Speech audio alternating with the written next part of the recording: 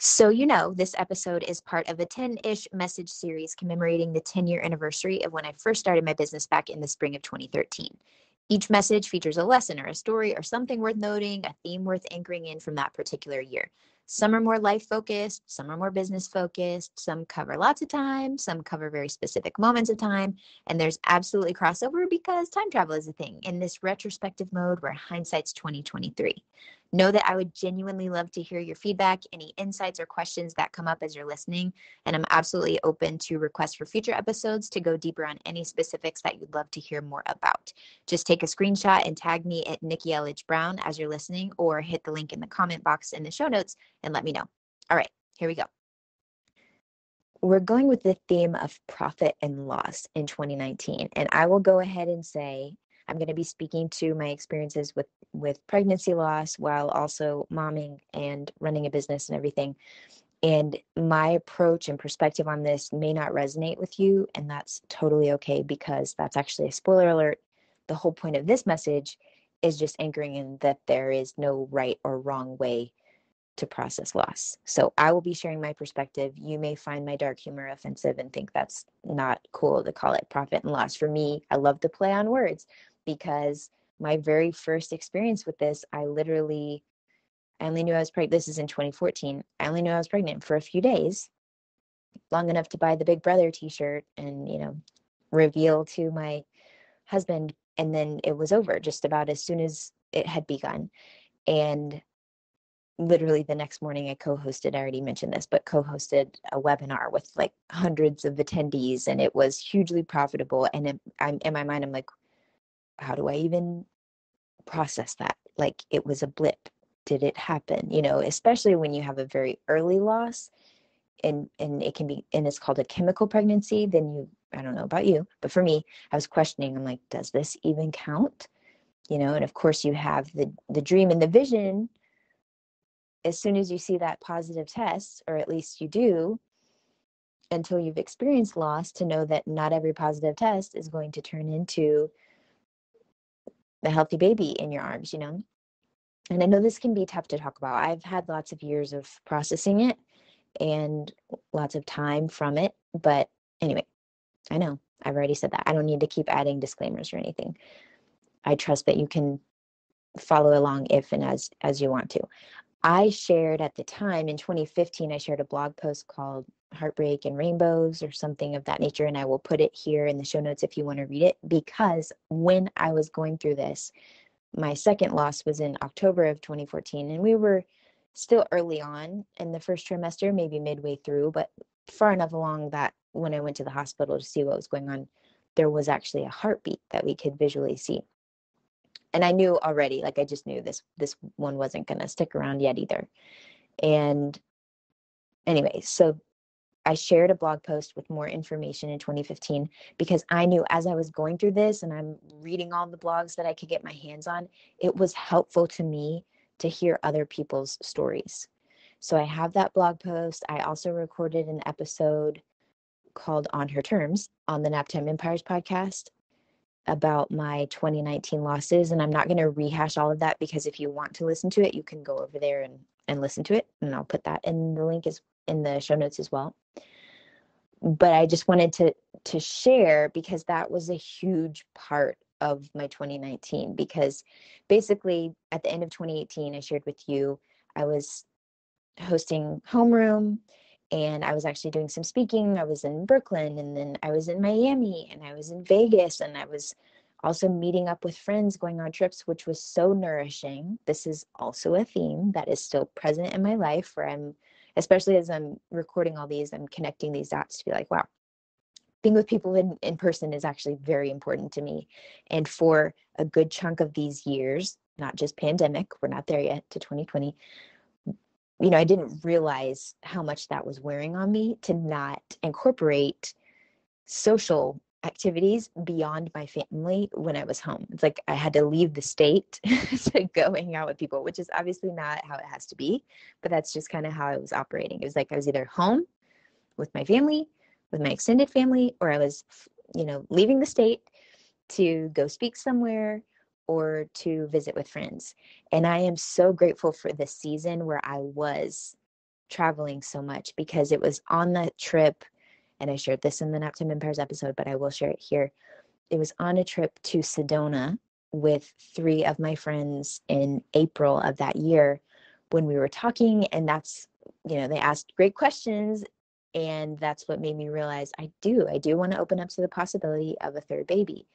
And so that was my focus. I thought I was going to go business wise because one of my homeroomies had suggested, I was playing with book ideas for 2017 and 18, and actually kind of half baked, or at least formed the cookie dough for a couple of different books. And then one of my homeroomies was like, what if Naptime Empires is the first book? And I was like, ooh, what if it is? Because at the time I felt like I was pregnant with triplets, and which one is going to come out first? Baby A, like who's baby A, baby B? It was like a whole litter of book ideas, and there are so many more waiting patiently for me to get over myself and actually finish this first one. So I was like, okay, I'm going to move forward with the Naptime Empires book. I had also done a master planning weekend with John DeMartini, and I had these visions of RV sugar plums, dancing in my head, where back in the day when we were in Hawaii, I used to have this fantasy life of my family living on the mainland in North America and visiting national parks and road schooling, some kind of hybrid homeschooling. Again, all of this is coming down the pike as foreshadowing for 2020 and 2021.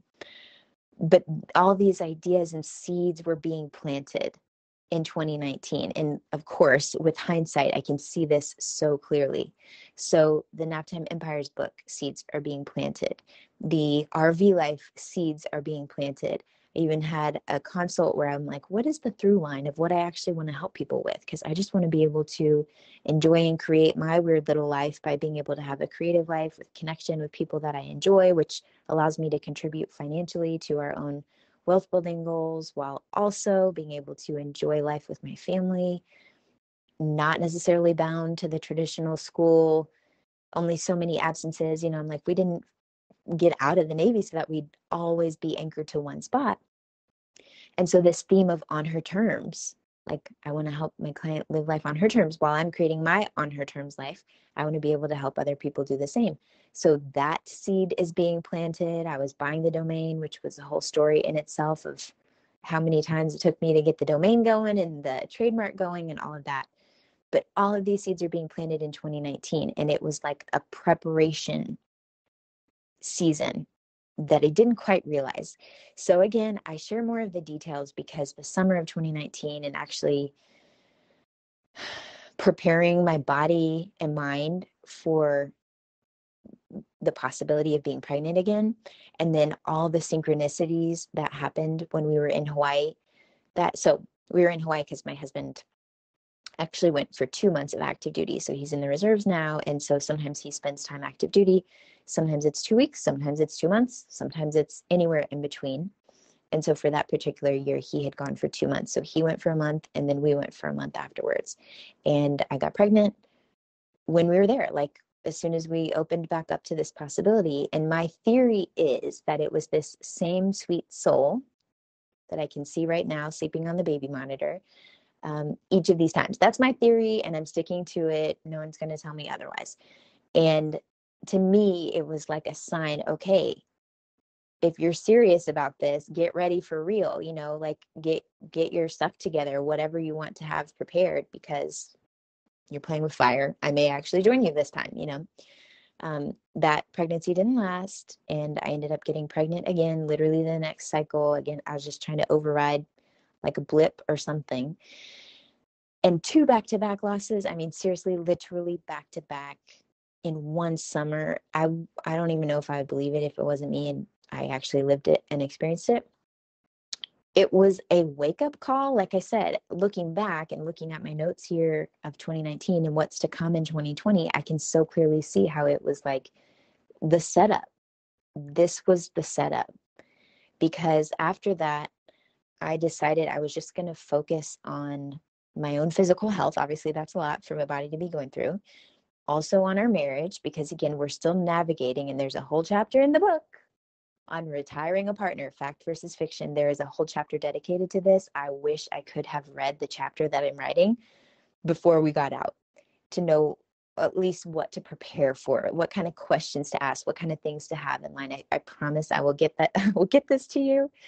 if this is something that you're considering a change in your partner's career as it relates to your business. But we needed to still focus on us and like, who are we when we're together, literally almost all the time? What do our roles and the recalibration of that, what does that actually look like? So in this season, it was just a slower burn with business. It wasn't the same as it was in 2014 when I had that webinar lined up to go for the next day, or later on in that year, when I'm doing active promos and had just relaunched a course about copy and everything. I was in a very different season of business. Financially, I didn't feel a pinch because my husband had a job and we saved what I made, and we made those choices to live well within our means so that we could have plenty of money for emergencies and overflow as needed. And I'm sharing that because if you remember me talking about the lazy Susan analogy, it's like sometimes the lazy Susan is in a nice little rhythm and flow, and sometimes it's spinning so fast that food's just like flying off of it. And that's kind of what 2019 felt like. I'm like, oh, okay, great. We're going to focus on the book. Oh, nope. Okay, we're going to focus on baby. Nope, no baby right now. Okay, we're going to focus on health and me, acupuncture, chiropractic appointments, hormones in check. What are we going to do? And sometimes it's spinning so fast, it's cool because you can actually see how all of these things link together, which is what I will help you do in the Naptime Empires book as well. But it was so spinny at the time while I was in it that I'm like, okay, I'm just taking this as a note that it's time to really give these areas of my life loving attention, just to prepare and to be grateful for what is. And on that note, it was the work of John DeMartini. He has a whole process around grief that really shifted my perception of loss and my experience of it to where I can genuinely, again, you may agree or disagree, but for me, looking to see where nothing was missing, that's a lesson that I learned through my work with the DeMartini method. And that was a very powerful tool for me in processing all of this, like seeing where did I have the excitement of a new baby. I had friends that were getting pregnant with their first babies at this time. And so I'm like, I can still be grateful and excited and experience that giddiness with them. Part of me was also excited because I'm like, oh, I'm restarting my Naptime Empires timer. I have more inspiration about my business because now I have this human Pomodoro timer who I'm going to be inspired to get stuff together, businessing and all of that. And then I realized again, once I wasn't going to be staying pregnant, that I still had that spark and motivation because it was a wake-up call. I mean, that's also one of the things about death in any form, is that it reminds us that life is finite, and that's what gives it its value. I was thinking about all my nieces that I already have that are here in the physical form. There are lots of other things, and we can talk about that more in future conversations. But I wanted to share just a little bit more of the meta overview that I hadn't shared in the other posts and podcast, because one of the most valuable things for me going through and experiencing these losses is the ability to relate and support and encourage other women who are going through this. And one of the things, as I've shared my story over the years, and lots of people, me too, me too, me too. One of the things that's resonated most in these conversations is this, you could call it an affirmation, but it's just a fact that was helpful to me, that I would say to myself, today I am pregnant. However long this soul chooses to stay in physical form, today I am pregnant. And focusing on that helped me with the fear, which again, I will get to more in 2020, just around the corner, because as you know, I do have a daughter and she did make her physical presence known eventually. So I'm sharing that in case if this is something that you ever experience or someone that you know and love, then maybe you can pass that along. Today I am pregnant. And speaking to and interacting with that little soul and spirit as they are in that form with you for their own journey, that's again my own beliefs, is a powerful thing, rather than living in the fear of what if this doesn't last? Because the truth is life is precious at every age and every stage. That's also one of the biggest lessons that I've learned here. I'm always going to feel that way. Like about my babies, I want them to, every time when they're brushing their teeth, I'm like, these are the teeth you're going to be chewing your 100th birthday cake with. So take good care of them. I want them to live beyond, healthy, fulfilling, connected lives well beyond my lifetime. So at whatever stage and season they're in, this is just part of parenting, right? Like the I'm doing air quotes, like the fear of loss, even just sending them off to school or whenever they grow up and move out. These are things that we have to navigate. And there are obviously so many more threads that we can explore on this. But now I've already gone past my 15-minute Voxer limit. So I'm going to wrap it up and just say the 2019 profit and loss, in hindsight, I can so clearly see how it was a setup for what was to come literally just around the corner. We're talking first week of 2020. So I will meet you in the next episode with that. In the meantime, do check out the show notes if you want to see any of my other posts or resources on my story there from 2015 when I was recapping or later on. And if this is something that you've experienced, which most people have, or someone and love someone who has, just know that I'm sending you so much love, that you are not alone. And if you need a reframe or a bit of encouragement, especially if this is something you're freshly going through, then reach out. You know where to find me. Okay, technically that was the end of the episode, but since you're still here, 1, I'd love to thank you for spending part of your day with me, and 2, I'd love to ask you if you would take 30 seconds, maybe 60, to leave a rating and review in your podcast app before you tap out today. If you've already done that, it's amazing. Please send me a screenshot so I can thank you personally, and know that sharing this episode with a friend has the same magical powers, and I deeply appreciate both. Also, in case you're listening to the end to see if I ever actually introduce myself, hi! My name is Nikki Elledge Brown. I'm the host and author of Naptime Empires and this here On Her Terms podcast. You can find me around the internet at Nikki Elledge Brown in most places, but what you may appreciate most is actually over at onherterms.com. It's what I call the insider library. It's where you can get inside scoop, first listen rights, email updates every time there's a new episode, and then special insider only bonus content. It's all over in our private feed. Okay, that's a wrap for real. I'll meet you in the next episode.